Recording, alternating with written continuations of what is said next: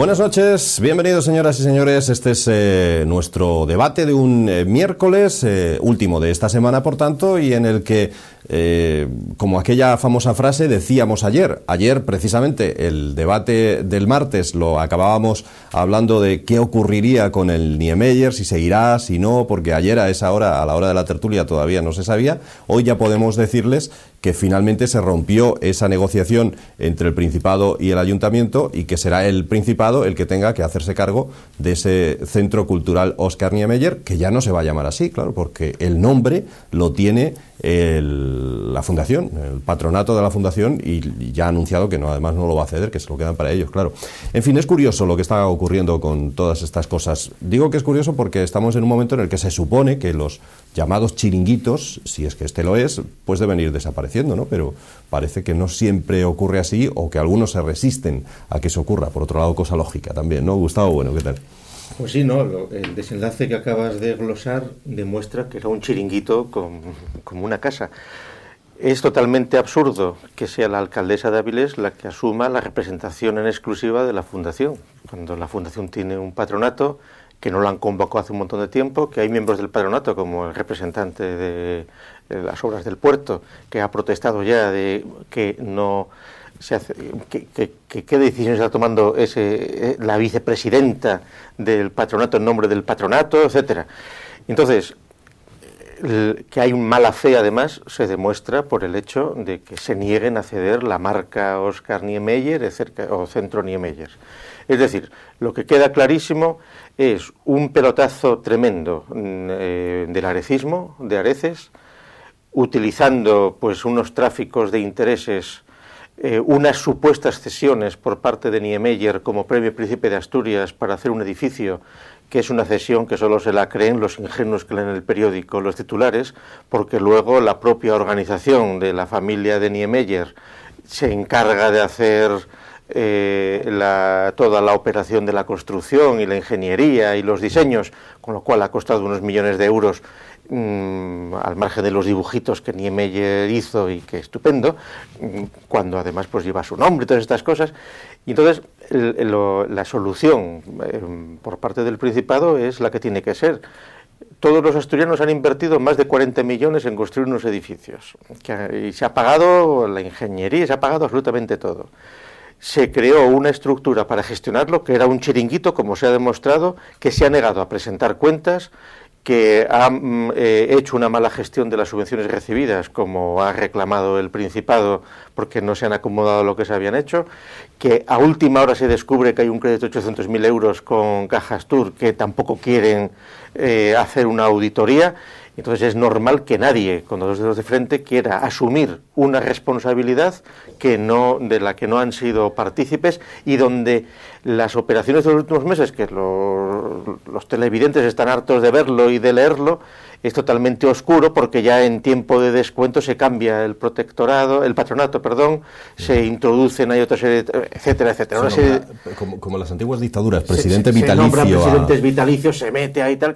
Claro, pero lo que ya es más patético es que la alcaldesa de Avilés no sepa distinguir lo que es unos edificios que se supone que son la estrella y no la Fundación que lo va a gestionar, sino los edificios y lo que se puede hacer ahí, y que se empecine en querer mantener una fundación de triste futuro porque económicamente no es viable, porque el Principado no va a seguir dando, porque las empresas privadas ya han huido como de la peste, como huyeron en su momento la Fundación Masabeu, etcétera, cuando vieron que eran la disculpa para que fuera una fundación privada y no pública. Entonces, toda una serie de operaciones. Y entonces, en el momento final, que la alcaldesa de Avilés se empecine en decir: se mantendrá la fundación, le daremos un local, harán actividades, sí, podrán seguir haciendo actividades pues en el Teatro de Avilés o en la Casa de la Cultura de Avilés o lo que le dé la gana. Y llegarán incluso al límite ya de la escisión de seguir llamándose Centro Niemeyer en el exilio, o ambulante, Claro, y se llamarán Centro Niemeyer. Y entonces, el Principado que tiene que echar mano de otra institución rara, que es Recrea, que fue una sociedad instrumental que se creó pues para gestionar el Museo de los Dinosaurios, la Laboral, o otro chiringuito, pues utilizar Recrea, que seguramente es más difícil de desarticular, pero que podrá Foro controlarlo, se supone, y entonces crear unos contenidos que no sean excesivamente caros y que permitan, pues, mantener la actividad de esos edificios, que son de difícil mantenimiento, porque son edificios muy poco funcionales.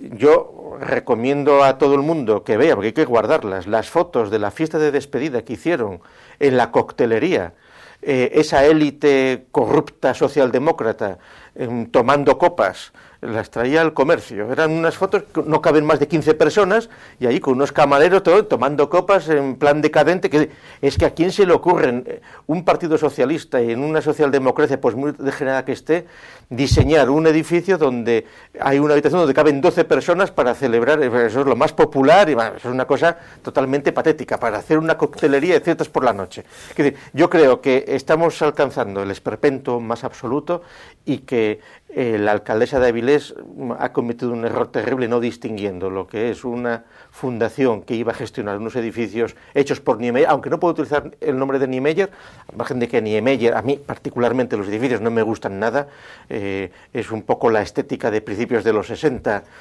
y es totalmente añejo y rancio, pero bueno, pero si al pueblo democrático le gusta y oye, maravilloso, como si quieren poner a Lola Flores de Faralaes otra vez ahí, pues estupendo, si lo que se trata es del público. Ahora, nadie podrá negar que el arquitecto de esos edificios fue Niemeyer, se llame o no Centro Niemeyer, entonces se llamará Centro Cultural de la Ría de Avilés, arquitecto Óscar Niemeyer, y ya está. Ángel Mario, buenas tardes o buenas noches, bienvenido. Buenas tardes Gustavo, buenas tardes Víctor, gracias por invitarme, pero si me permites una puntualización antes de empezar, me parece que hoy te has equivocado de contertulios en el debate, porque después de oír a Gustavo Bueno vamos a estar de acuerdo totalmente, con lo cual el debate va a ser... No va a haber debate. Vale.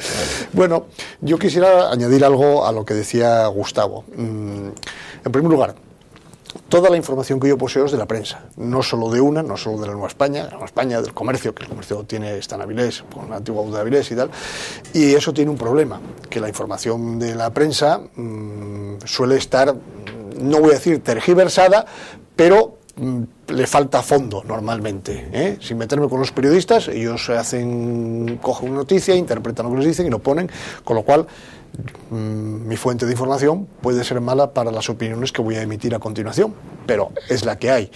Yo no me he quedado nunca en los titulares que he visto, sino que he leído las noticias y he leído prácticamente todo lo que se ha publicado de esto, porque a mí me resultaba chocante y sorprendente.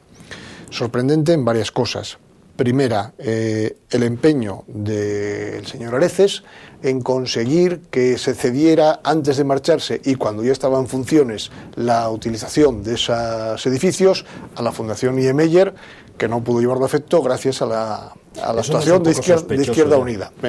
Segundo, que aceptase sin rechistar, o que pues la famosa presidencia honorífica que le dieron.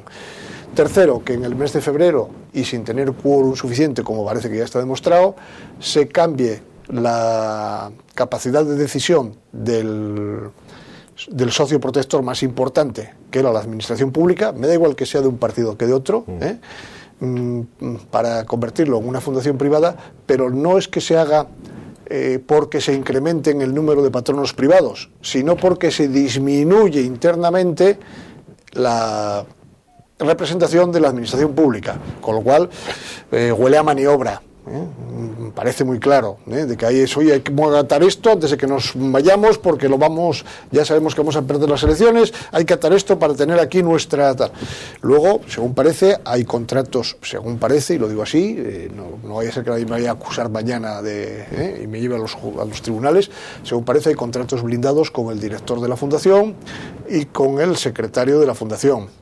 Como bien decía Gustavo, las firmas serias y potentes de Asturias privadas salieron corriendo de ahí, como son firmas no sospechosas de saber lo que hacen, pues vamos a tener que pensar que había algo más. Después de todo eso, lo último que decía Gustavo de negarse a soltar, a ceder el nombre. Y finalmente la actuación de la alcaldesa es absolutamente deplorable, es absolutamente demagógica, es absolutamente falta de estilo, ya que ha intentado enfrentar al pueblo de Avilés con el resto de Asturias y con el gobierno de Asturias, diciendo que es que les quitaban el Niemeyer y que a Niemeyer no se lo han quitado a nadie ni se lo va a quitar, es imposible moverlo allí. Es una buena obra, va a mejorar una parte degradada de Avilés, como es la margen derecha de la ría, y sobre todo lo que hay, que yo solo conozco porque he vivido en Avilés y está bastante degradado y deteriorado, lo va a mejorar y eso va a seguir estando ahí, pero lo que no se puede hacer es decir que porque a la fundación le retiran la gestión, que les quitan el Niemeyer. Es una situación absolutamente demagógica, falta de responsabilidad, y todas esas reuniones que ha tenido haciéndose ella como representante y como ella daba la solución y la otra solución, sospechoso también lo de la Cámara de Comercio de Avilés, que ha sido, después de ofrecerse, ha sido ninguneada, y aparte ya no que ninguneada, es que además se la ha desprestigiado, se ha dicho que allí que quién eran ellos.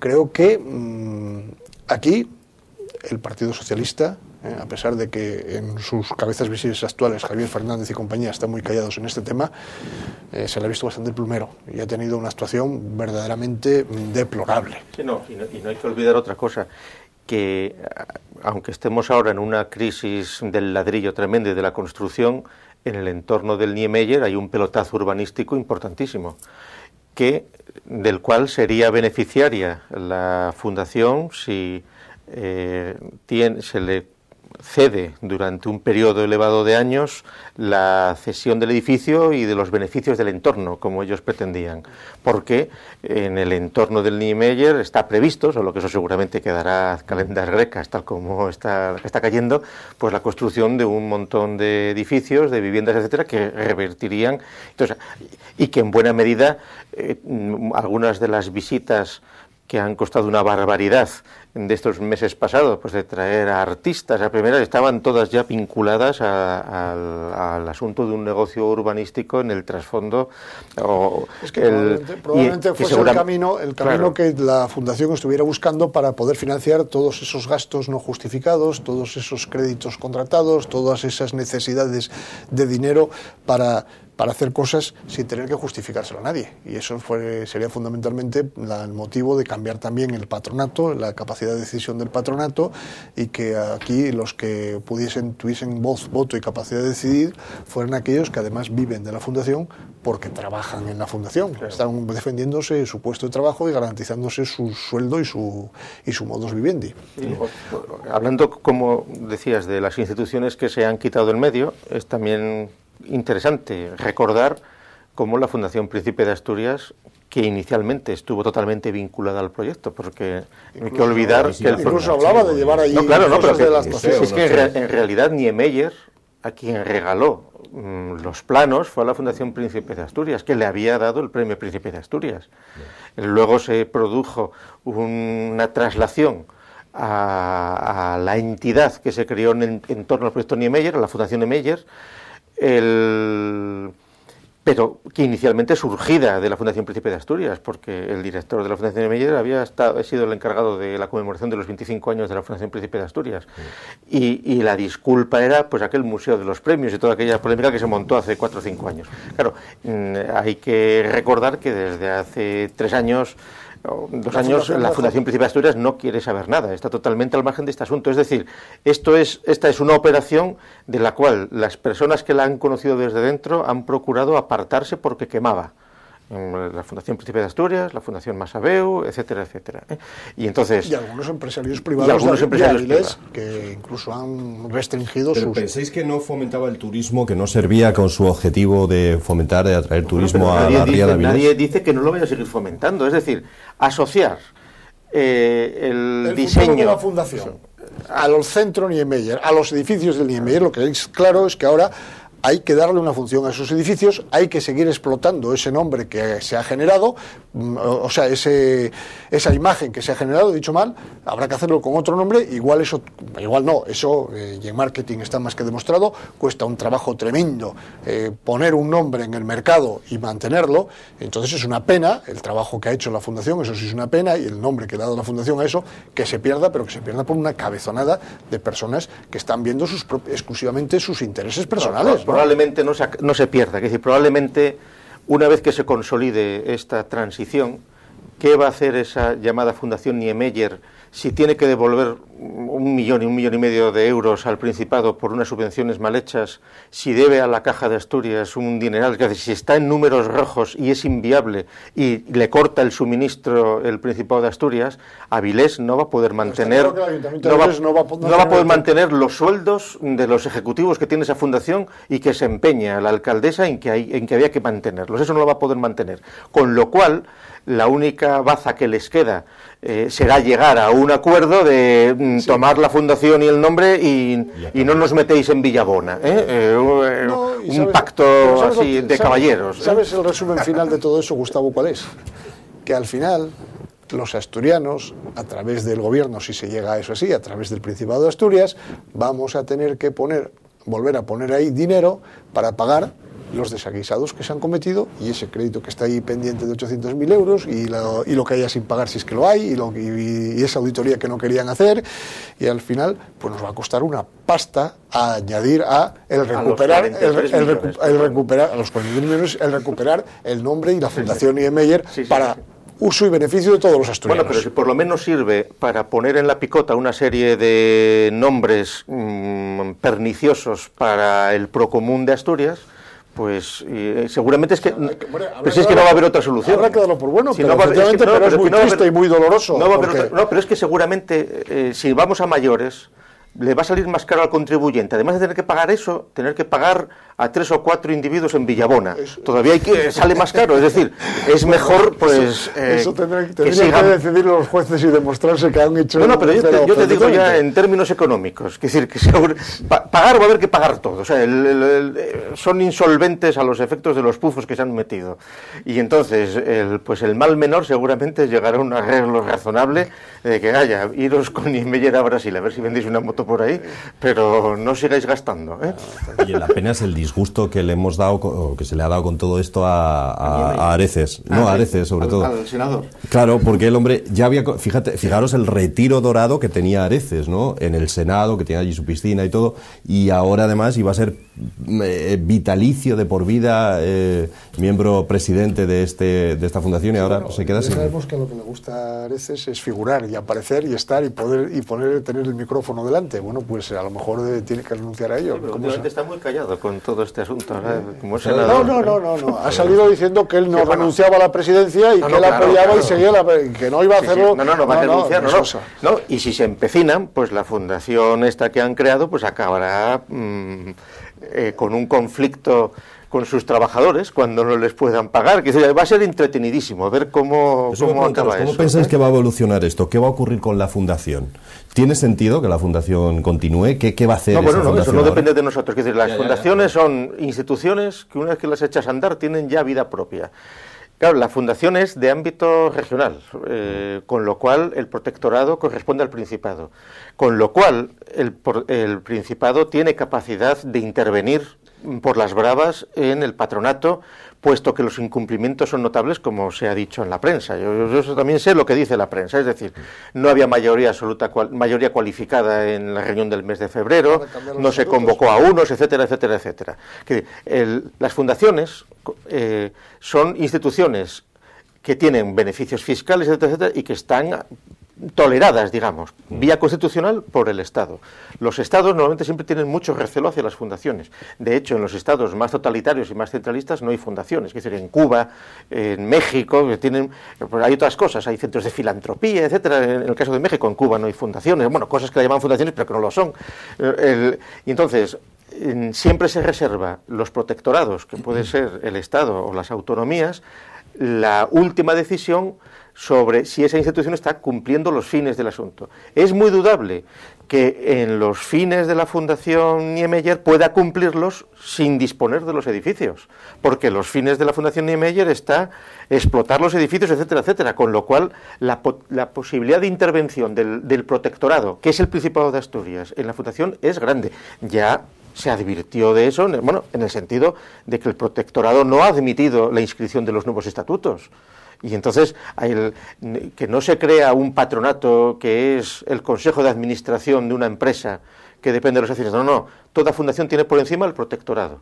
Y el protectorado puede, en el límite, quitar a un patronato y poner a otro. O determinar qué se hace con esa fundación, absorberla, disolverla, sumarla a otra, lo que sea. Es decir, no, ahí el Principado tiene toda la sartén por el mango, una vez que ya se ha llegado a un límite que parece que no tiene marcha atrás, porque lo que no era razonable, y el Principado había cedido mucho gracias a la gestión de la Cámara de Comercio, eran las condiciones de querer mantener los puestos, los compromisos, los gastos, que sí, pues era una cosa muy difícil.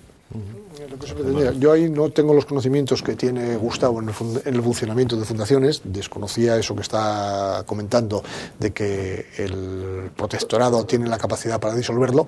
Si es así, para intervenirla, si así me parece muy bien, entonces con lo cual el futuro de la fundación parece lógico. Finalmente el protectorado intervendrá, de lo que dice Gustavo se desprende que finalmente el protectorado intervendrá, se acabará cargando todo lo que hay ahí, cogerá la fundación, la hará más pequeñita o mayor, la dotará de una nueva estructura de funcionamiento y a lo mejor decide, bueno, pues ahora sí, ahora te vas a encargar del Niemeyer y ahora ya a través de la propia fundación, que ya la controlo yo, pues seguirá utilizando el nombre de Niemeyer, salvo que nunca se sabe, aparezca algo por ahí de que el nombre está cedido a no sé quién, de no sé cuántos dentro de, que todo es posible. Que podría ser, totalmente. Que podría ser. Todas las sorpresas. Que podría ser, y entonces al final que no puedan utilizar tampoco eso porque sea propiedad por cesión de no sé quién, el nombre de Perico de los Palotes o de Fulanito de tal. Todos los cambalaches que ha habido, por ejemplo, en todas las ayudas públicas a entidades privadas como los clubes de fútbol, comprando las marcas, vendiéndolas, ahí las monedas de cambio siempre pues era amenazar eso, es que vendemos la marca Sporting de Gijón y no sé qué, bueno, entonces pum, la compra, la presta, lo devuelves, la recompra. Pues aquí bueno, es Sporting algo... la ha vuelto a recomprar. Bien. Tranquilo. No, aquí ahora por lo visto cumple 104 años un día de estos. Niemeyer, no, los ha cumplido. Ha cumplido ayer o hoy era o ayer. El día 15 me parece. Esto es mañana. Mañana. Sí, que le van a mandar un vídeo y entonces pues está feliz el hombre. Y además ha casado ya por, no sé, tercera, cuarta vez, quinta vez, no sé cuántas veces lleva ya. Y además, desde su punto de vista, ¿qué más quiere? Que decir que en todas estas polémicas su nombre se airea y entonces pues está bien. Hay que, en alguna medida hay que darle el mérito que tiene de regalar el proyecto, que un proyecto de esta envergadura tiene un coste bastante elevado, pero claro, es que luego el proyecto hay que construirlo y la construcción ya... Sí, pero era el regalo... La ingeniería era de Niemeyer, ¿eh? Bueno, quiero decir, es que son regalos envenenados. Igual no me he expresado lo que quiero decir. O sea, lo que es el proyecto en sí mismo, un proyecto arquitectónico cuesta muchísimo dinero y un proyecto de esta envergadura muchísimo más. Luego, a partir de ahí, quien va a desarrollar la obra vas a encargar que con estos planos te hagan una obra y tú sacas, por lo normal, lo habitual es que tú saques a concurso, es quién va a hacer, o no a concurso, no, que lo pongas en el mercado y te vengan ofertas de distintas entidades o distintas empresas. La parte de ingeniería, pues puede ofrecértela el propio equipo de Niemeyer o puede ofrecértela una ingeniería, podría haberte ofrecido una ingeniería asturiana. Era un regalo envenenado, iba incluido aquello, iba condicionado. Probablemente estuviera condicionado que en realidad era un regalo con trampa, no era propiamente un regalo. Eso es para cara a la es como todas las trampas que ha habido en muchas de las operaciones del Niemeyer, cuando te decían, no, es que viene gratis Brad Pitt o no sé qué, y luego, no, es que viene acompañando una empresa que le interesa mucho la construcción, o que le interesa mucho... No, quiere decir que esos son... Como a un hotel y porque te van a regalar un juego de mantas o de sartenes y luego lo que quieren es venderte una multipropiedad, ¿no? ¿Quieres decir? Y que además eso en la ley de fundaciones está también previsto, que hay puntos muy, muy delicados, lo que son patrocinios, publicidades, que decir, claro, donde... Según donaciones, patrocinios, publicidades, y entonces ahí... Hay una cosa que me he quedado con ella en la cabeza de todo lo que se ha publicado que me ha llamado muchísimo la atención, porque claro, vuelvo a repetir que es la noticia de prensa y además no está desmenuzada. Según denunció el consejero, hay un pago en la fundación, 1 millón de euros a Woody Allen para grabaciones. Así, y no hay más, ni firma de Woody Allen, ni nada de nada. Y esto, así ¿cómo se justifica así? Si es que está así, vuelvo a repetir, que no lo sé, o sea, ahí sé lo que dice la prensa y lo que teóricamente dicen que ha dicho el consejero señor Vallaure, ¿no? Bueno, es así. Oye. Desde la Fundación dicen que nunca han demostrado esas irregularidades de las que acusan. No sé. Eso es lo que dice tanto la alcaldesa. No hay auditorías. Aquí hay una cosa cierta. Aquí hay una cosa cierta y por razones que no vienen al caso, yo me lo conozco. Bueno, sí, como que no viene al caso. Alguna vez, desde la Asociación de Familias Numerosas, hemos pedido una subvención. La subvención más grande que nos han dado, que yo me acuerde hace bastantes años, ha sido de 150 euros. Teníamos que justificar como gastos un mínimo de 300 en aquel momento, el doble.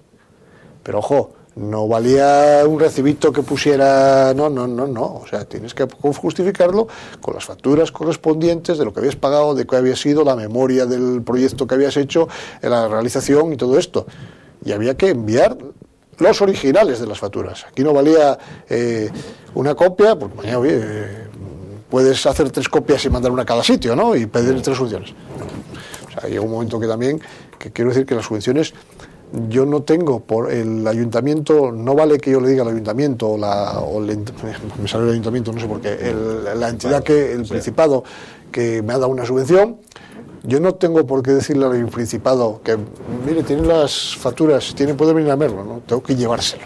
O sea, que esa frase también tan consabida que se han hartado de decir desde la Fundación y que ha dicho la alcaldesa, está toda la documentación a disposición del Principado en las oficinas del Niemeyer. No, oiga, es que no traigamos usted justifíqueme, sabe cómo tiene que justificar, sabe las bases de convocatoria de esta subvención, sabe qué tiene que hacer con cada una de las partidas que le damos, pues tráigamelas, yo no tengo que ir a buscarlas, tráigamelas usted. Al margen de lo que es la justificación de una subvención, una fundación como tal, como institución, tiene que llevar su propia contabilidad, pues similar a la de una sociedad anónima o la que sea, pero además luego tiene que presentar sus cuentas al protectorado. O sea, tiene un filtro más respecto de lo que sería una sociedad mercantil.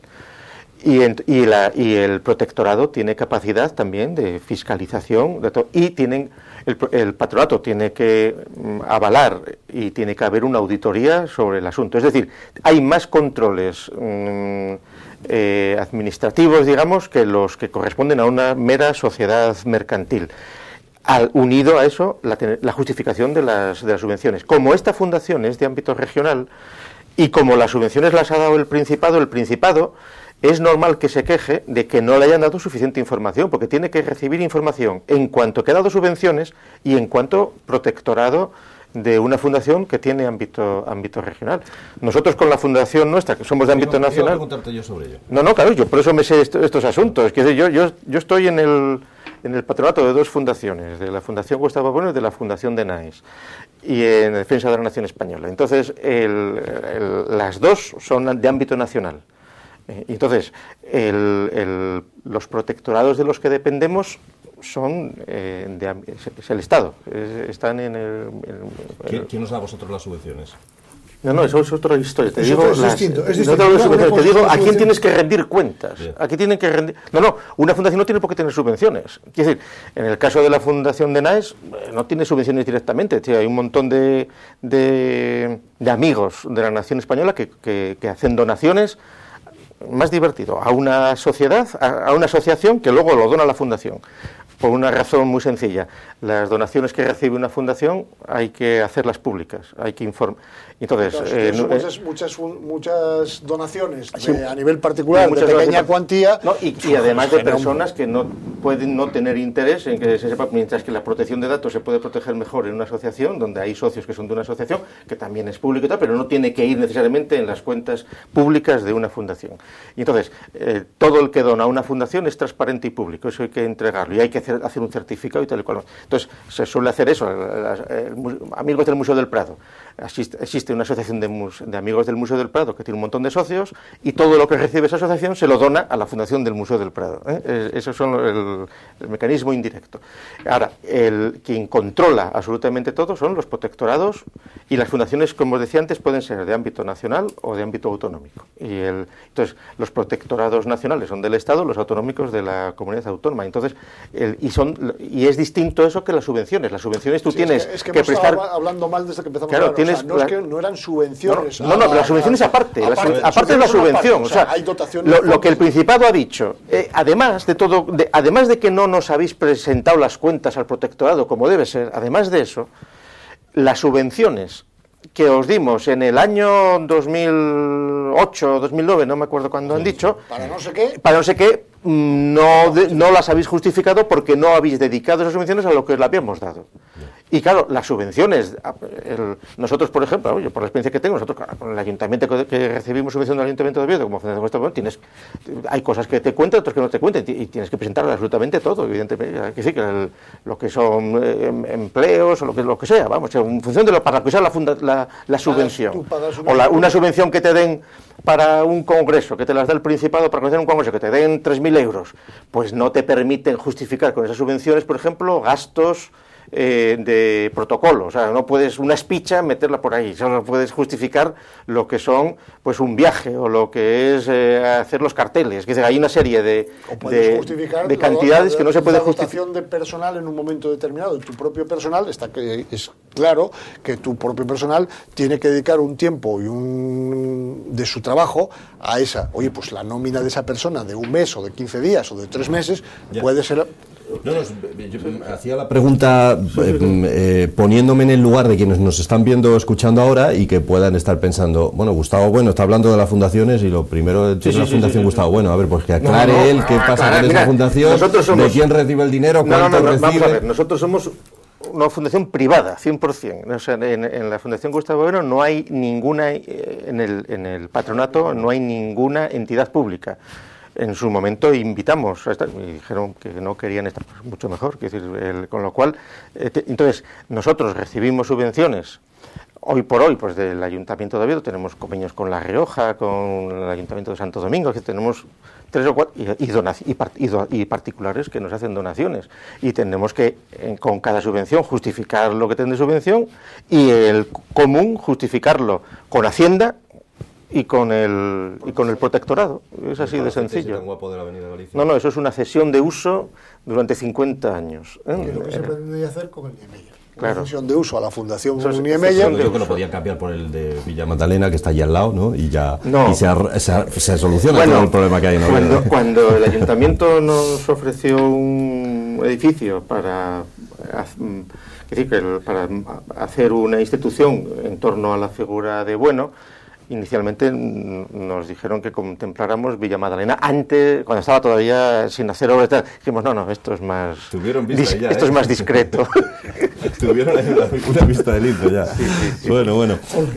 Porque donde tenéis la fundación era lo que era el hospital... Sanatorio Miñor. El Sanatorio Miñor. ¿Y eso qué fue? ¿Una cesión que le di? ¿O fue un intercambio? Un intercambio con derecho a la propiedad a construir en la parcela de atrás. Tiraron parte del...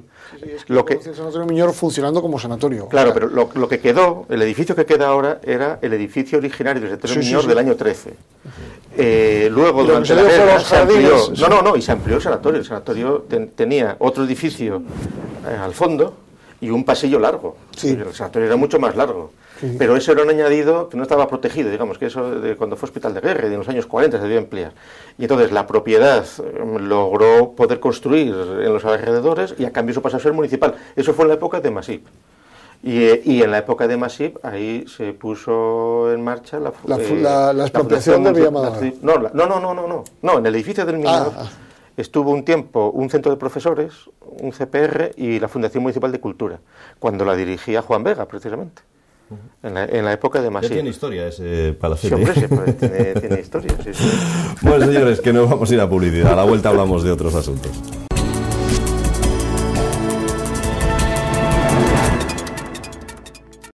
Bueno, aquí estamos de nuevo, segunda parte de nuestra tertulia, de nuestro debate público de hoy miércoles. No sé qué les parece a nuestros invitados, a nuestros contertulios, la actitud, la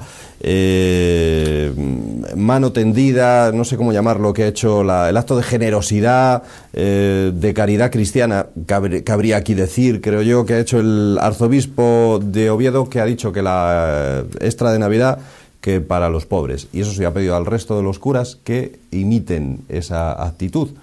Se ha quedado sin paga extra el arzobispo de Oviedo.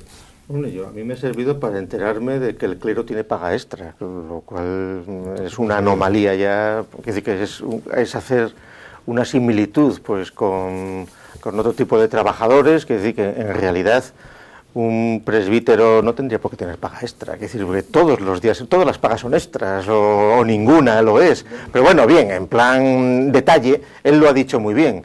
No es ni un gesto a la galería, es humilde, no sé qué, pero a veces se hace. Bueno, bien, el movimiento se demuestra andando y mejor está que lo haya hecho que no. Entonces, pues, claro, no, digo yo que no cobrará lo mismo el arzobispo que un cura de la no, cobran muy parroquia. Cobran poquísimo, cobran todos igual y muy poco. Que lo que gana un presbítero es mínimo. Yo me acuerdo hace años que yo estaba en la época de Vilés, teníamos varias cuentas de varios sacerdotes y lo que cobraba mensualmente era una verdadera miseria, pero una verdadera miseria que yo no sé ni cómo podía vivir con aquello.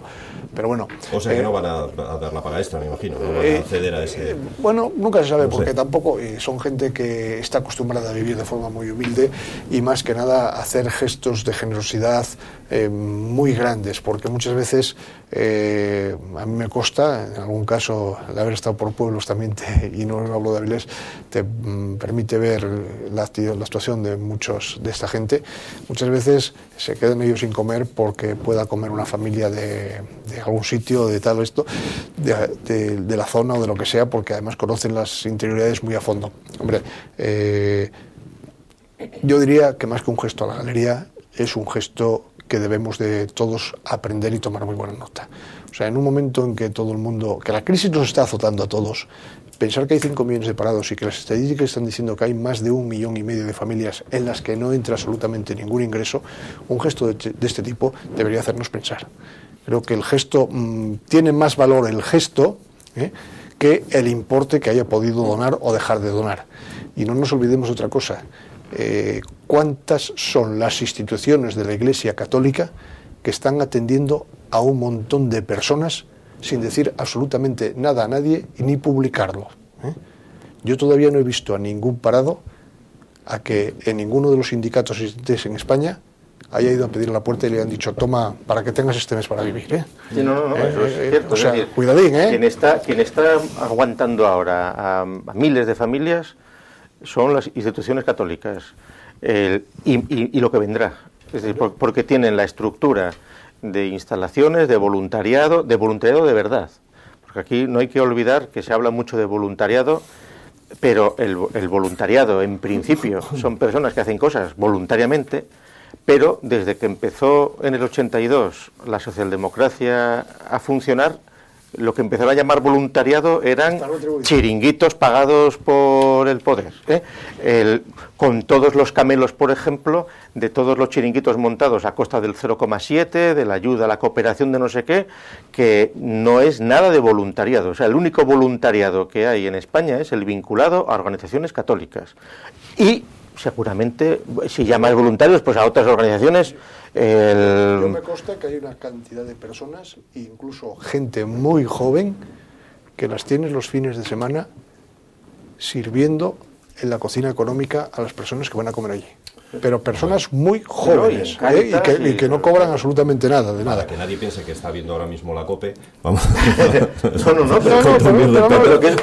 Voy a dar una puntualización que mucha gente ha hecho hoy a esta noticia, y es que este señor, el arzobispo, vive en un palacio arzobispal, por tanto no tiene gastos de luz, de agua, etcétera, etcétera, etcétera. O sea que tiene la casa gratis, entonces claro que puede. No lo sé, pregunto. Yo no sé si en un piso o en el palacio arzobispal. Lo que sí es cierto que el palacio arzobispal, quien lo mantiene es la Iglesia. En algún sitio tendrá que ser, de algún sitio sale ese dinero. Alguien puede decir que el convenio con de la Santa Sede. Yo vuelvo a decir lo mismo y me vuelvo al mismo sitio. Es muy fácil criticar a una entidad como la Iglesia Católica porque no va a salir a defenderse. va a seguir actuando y se va a callar. Pero sigo diciendo lo mismo. ¿Por qué diablos los partidos políticos españoles tienen que tener subvenciones?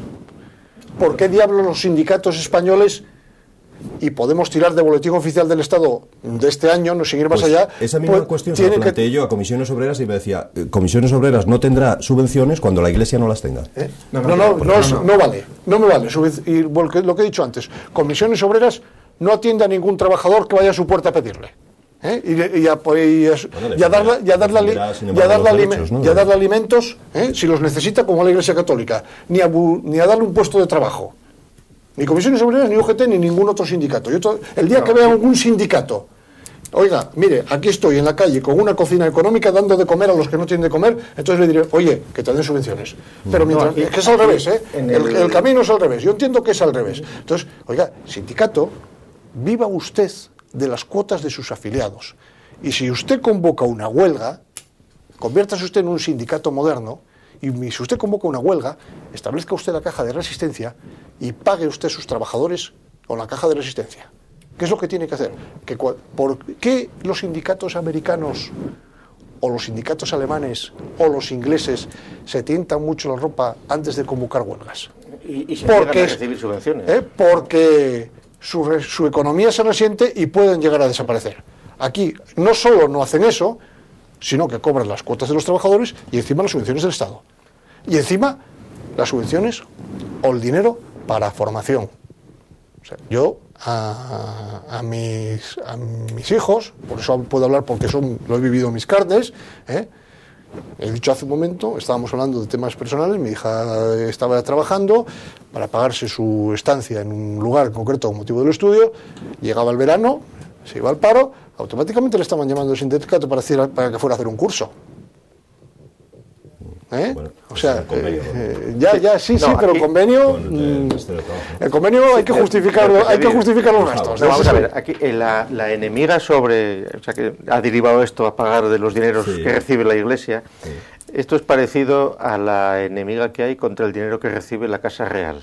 Entonces, igual que hay antimonárquicos que ponen el grito en el cielo por los 8 millones que recibe la Casa Real, que es 20 céntimos por español y año, mientras que, por ejemplo, en otros sitios, pues en Luxemburgo, cada luxemburgués paga 17 euros por mantener la Casa Real, en Inglaterra 3 euros, etc. El sitio más barato de Europa es España.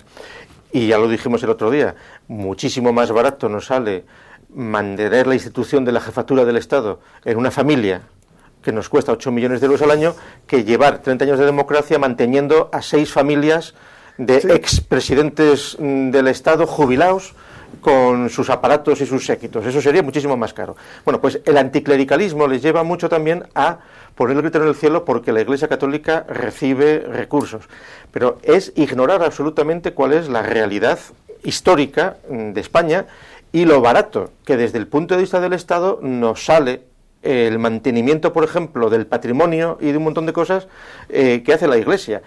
Si el Estado tuviera que asumir un montón de funciones que está haciendo la Iglesia, saldría muchísimo más caro que se le paga a la Iglesia. En el sentido, y eso que cada vez la Iglesia va adelgazando y perdiendo poder. Es decir, en el momento en el cual las monjitas que venían atendiendo en los hospitales hace ya muchos años quisieron reivindicar y poner sus condiciones y cobrar tanto como si fueran trabajadores, pues adiós monjitas, claro, no tiene sentido, porque no tiene. Sin embargo han tenido que contratar a otras personas a las que claro, pero y entonces ahí ya no tienes por qué estar privilegiando. Bien, ahora otro montón. O sea, el mantenimiento, si tuviéramos que poner a funcionarios del Estado a mantener las catedrales, a mantener el patrimonio, que sería imposible, saldría mucho más caro. Es decir, desde el punto de vista nos salen baratísimos si aquí la verdadera dificultad es que cada vez hay menos vocaciones y cada vez hay menos presbíteros, que está en decadencia la Iglesia. Y entonces se mantienen mal que bien el voluntariado en instituciones paralelas, como Cáritas, etcétera, etcétera, pero tú imagínate que de repente la Iglesia cesara en las actividades de las que se beneficia un montón de... Pues sería trágico. Cuando lo que es una realidad es que aunque haya un proceso de prescindir de la Iglesia en términos de ir a los ritos, etcétera. Sin embargo, todavía social, es muy importante el bautismo, tal, no han logrado sustituirlo por ceremonias civiles equivalentes, en algunos casos sí, en otras no, en todo lo que... Hay un montón de tránsitos y de situaciones sociales que están cruzadas por ahí y que no es difícil quitarlo, que no es fácil. ¿Por qué? Pues porque aunque aumente la increencia, aumente la pasotería, el indiferentismo, lo que tú quieras, el personal, sin embargo, España hoy por hoy sigue siendo mayoritariamente católica y que lo sea por mucho tiempo, porque más caro nos saldría que fuéramos maometanos, Es decir, que el Ministerio de Culto en los países maometanos... Hay más opciones, quiero decir, simplemente... No, vamos a ver, no hay opciones, es decir, Aquí la humanidad no está preparada para vivir sin religiones, esa es la realidad. Es decir, el ateísmo es una posición filosófica para 4 minorías, pero que... siguen teniendo una creencia en algo. No, tampoco, no hagas lecturas sencillas, en nada. Bueno, ateos absolutamente incrédulos de todo, pero no es una posición no tan sencilla. Es decir, en la Unión Soviética, donde teóricamente hubo 70 años de comunismo científico y de ateísmo científico, etcétera, etcétera, cuando cayó la Unión Soviética, colapsó, los popes ya salieron con las barbas crecidas, no tuvieron que esperar a que les crecieran, y fíjate tú si han mantenido ahí su poder, que la cuestión es mucho más compleja, y curiosamente, económicamente es el chocolate del loro, y la comparación de los sindicatos es totalmente inapropiada, porque los sindicatos por definición quieren presentarse como entidades ajenas a los partidos, etcétera, ¿no? Pues la independencia es más, la Iglesia aceptó encantada que su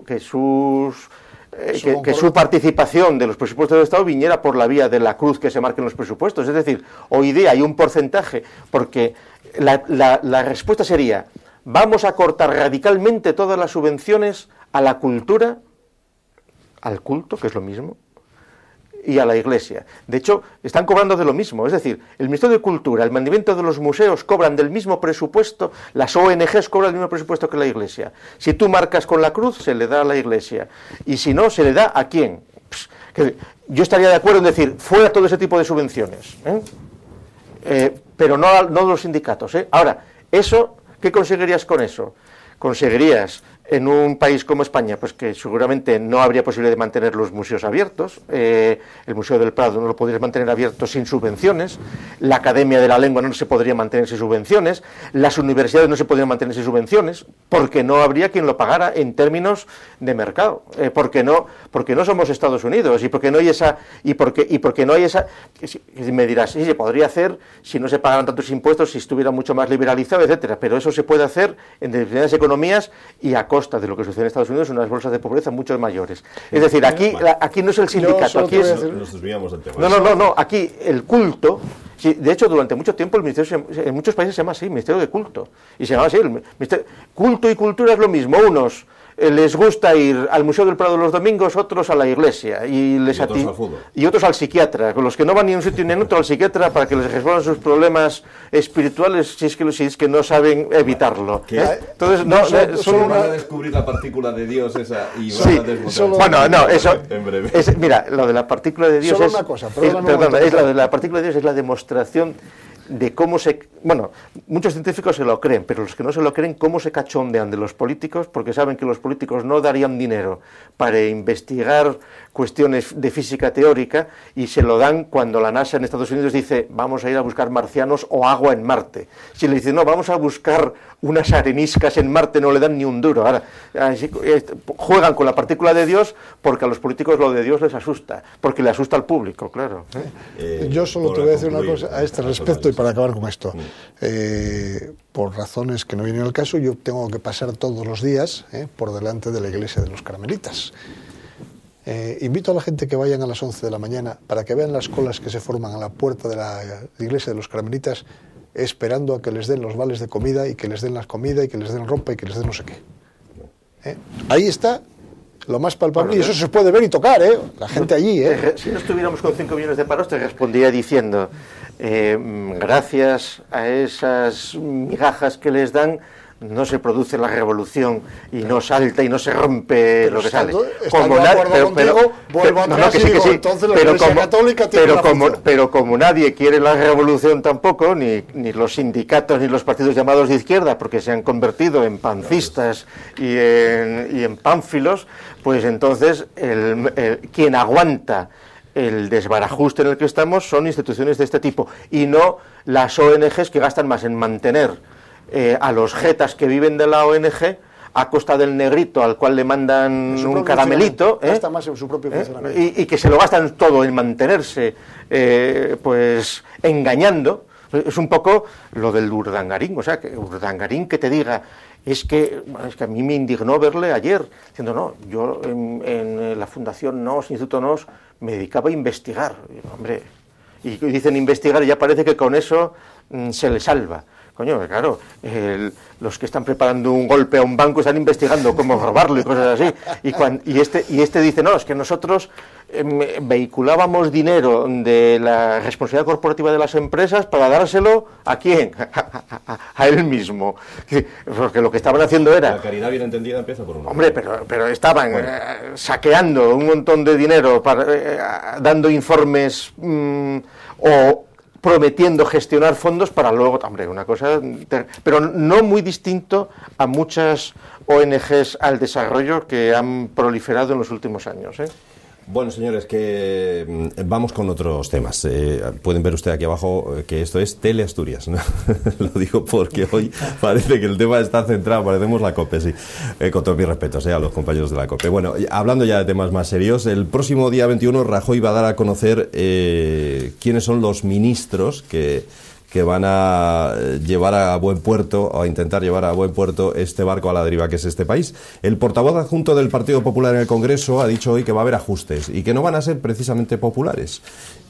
¿Por dónde creéis que va a ir la cosa? Por un lado. Y por otro, y esta pregunta casi es mucho más propio lanzársela a Ángel Mario, por ser él el presidente de esa asociación de familias numerosas y del foro asturiano de la familia.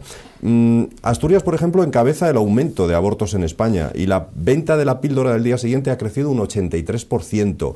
Quiero decir, esas medidas de tipo social que facilitó, como el que los menores puedan abortar sin consentimiento de los padres, como que esta píldora se venda libremente en las farmacias sin receta, ¿creéis que la va a cambiar Mariano Rajoy, el Partido Popular, o no? No lo sé. Ellos han dicho en la campaña electoral que lo iban a hacer. Y creo que a las cifras que tenemos encima de la mesa, remitiéndose a ellas, deberían de cambiarlas. Es un tema bastante grave y bastante gordo y que viene a desmentir todas las falacias que la señora Viviana Ido dijo cuando ponía esta ley encima de la mesa. Yo invitaría a la gente a que se perdiera un ratito para leerse la famosa Ley de Salud Sexual y Reproductiva e interrupción voluntaria del embarazo. Sus 11 primeros artículos no hablan absolutamente para nada ni de salud ni de reproducción. Hablan de adoctrinamiento. Cómo se va a implantar en las escuelas, quién lo va a dar en las escuelas, qué es lo que se pretende decir en las escuelas, que hay que empezar por los niños para poder cambiar. Eso está en la Ley de Salud Sexual y Reproductiva e Interrupción Voluntaria del Embarazo. Segunda parte. La píldora del día después, que por lo que yo he leído, y he leído bastante sobre ese respecto, aunque hay mucha controversia en ella, parece que no es abortiva. Lo vamos a dejar ahí. Yo no soy científico y digo que he leído bastante, parece. Y parece que están todos de acuerdo. Pero sí es cierto, y eso ya no es parece, es una coincidencia de todos los científicos, es una carga hormonal con unos efectos secundarios, aún sin probar, no se puede utilizar como que no se puede utilizar. Ahí, lo que quiero llegar es a que no se puede utilizar con esa libertad con que se está dando. Y aquí digo algo más. Estamos viendo en la prensa la polémica que se ha desatado en Estados Unidos con esa píldora, precisamente, y las menores de edad. Ojo, que estamos jugando con fuego. Estamos jugando con fuego. Yo quiero advertir una frase que has dicho, víctima de las ideologías dominantes. Has dicho disminuir los beneficios sociales, algo así. No, es que no es ninguna ventaja social. Esto no es un beneficio social. No es ninguna ventaja social, es todo lo contrario. Es decir, lo que la socialdemocracia en su degeneración ha logrado con esa ley es, primero, reconocer el fracaso de años de política anticonceptiva y de póntelo, pónselo. Si hay póntelo, pónselo, no hace falta la píldora del día después. Toda la educación sexual y de anticonceptivos de 20 años ha sido un fracaso, porque el personal pasa ampliamente del asunto, como se ve por las pruebas.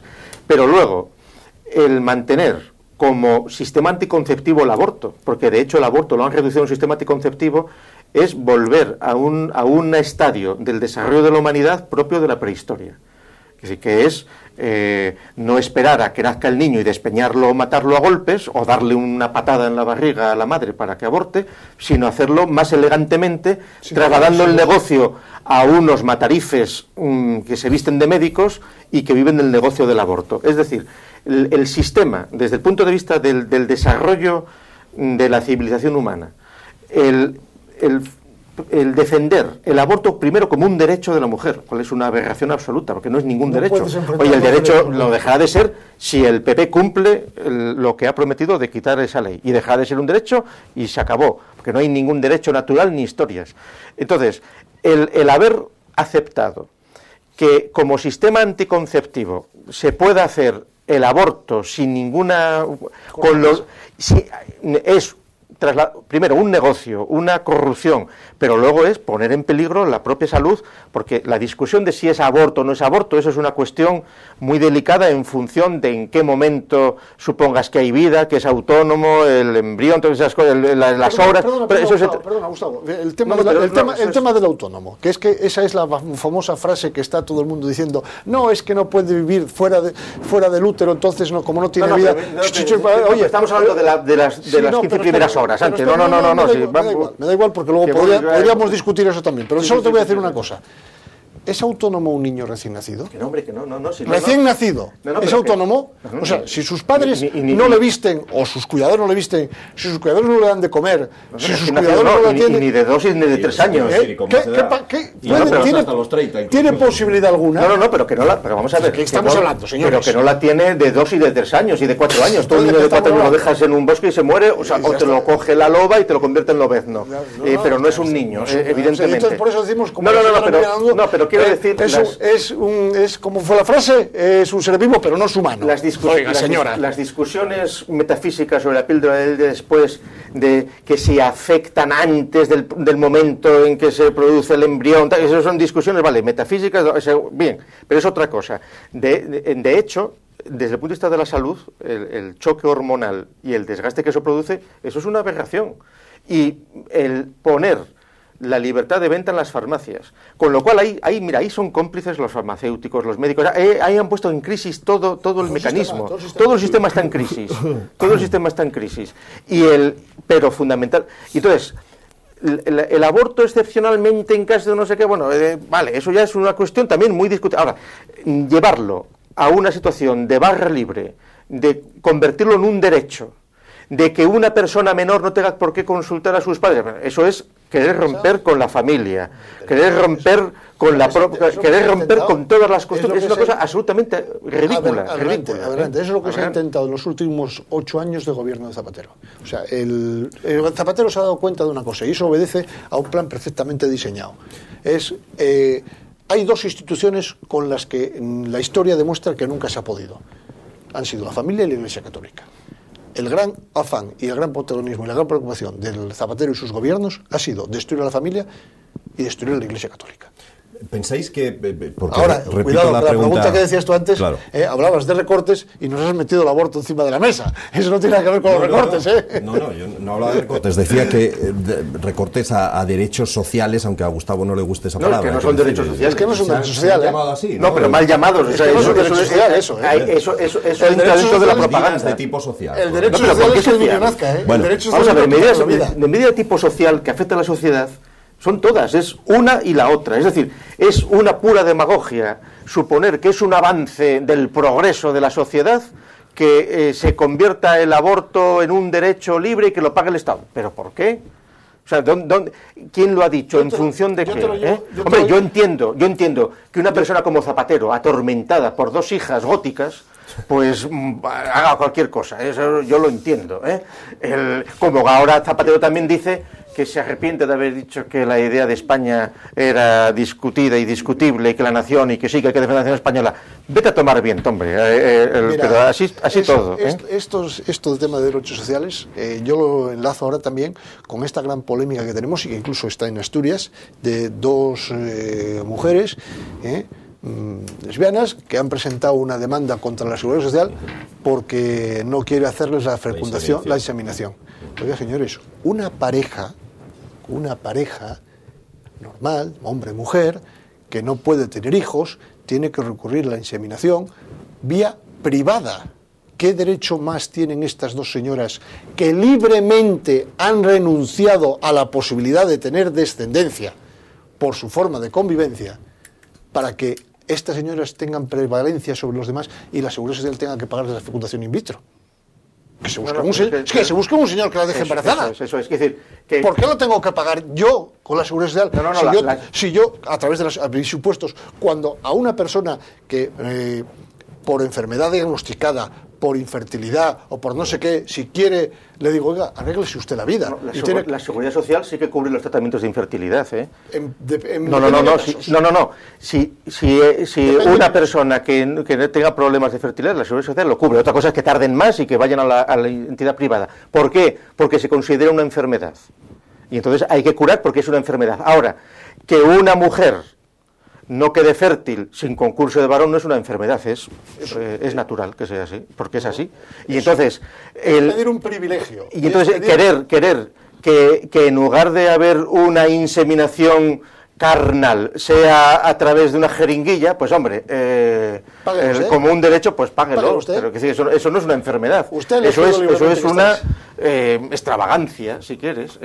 También puede decir alguien que por el hecho de fumar ha elegido libremente fumar, sabe que fumar le va a llevar a una serie de enfermedades y fuma, ¿no? Claro, y entonces a lo mejor tampoco debería recibir un tratamiento. Pero la disculpa es que paga impuestos. Y de hecho, al que fuma, en una lista, por ejemplo, de pacientes en prevalencia para recibir un trasplante, el fumador está castigado por fumar, etcétera, etcétera, o el gordo. Es normal, eso claro que funciona. Es más, yo siempre defiendo que fume la gente mucho, porque es interesante que fumen porque hay sobrepoblación, y entonces, pues mira, el sector de las pompas fúnebres agradece que la gente fume y todas estas cosas. Hay una cosa, lo que se ha utilizado para prohibir el fumar, el fin final es un fin económico, porque el costo del tratamiento del fumador con una enfermedad terminal que tiene que atender la Seguridad Social es elevadísimo. Entonces dicen, oye, prohíbo fumar porque va en contra de la salud. Pero resulta que eso otro que estamos hablando, que también es artificial y tiene un costo, vamos a pagarlo. Esto lo pagamos. Pero el que fuma, que lo puede hacer también libremente, si fuma le ponemos el último en los trasplantes, porque tiene un costo económico y es él el que lo ha elegido. Entonces, oiga, usted que ha elegido tener un aborto, tiene que pagárselo a la Seguridad Social. Oiga, es que lo ha elegido usted libremente. Haber puesto usted los medios con anterioridad. Usted que ha elegido una vida en pareja antinatural, hay que pagarle a usted la inseminación porque ahora quiere usted tener su juguetito, el nene para jugar, ¿no? Y que sea suyo. No, mire, págueselo usted, que es quien ha elegido esa posibilidad. Y lo ponemos en el mismo plano. Y lo ponemos en el mismo plano que los fumadores. Y lo ponemos en el mismo plano que los fumadores. En el mismo. Si no es muy desgraciada, que habrá voluntarios, hombre. Está claro. Bueno, señor. Siempre hay un roto para un descosido. Siempre hay un roto para un descosido, es verdad. Me lo dijo a mí muchas veces. Gustavo, muchas gracias por estar aquí en este debate. Y igualmente, Ángel Mario. Gracias. Y a ustedes por estar con nosotros, por soportarnos un día más. Volvemos ya la semana que viene, el próximo lunes, ya muy cerquita de ese 22 de diciembre, del día de la lotería y todo eso. Gracias, hasta la semana que viene.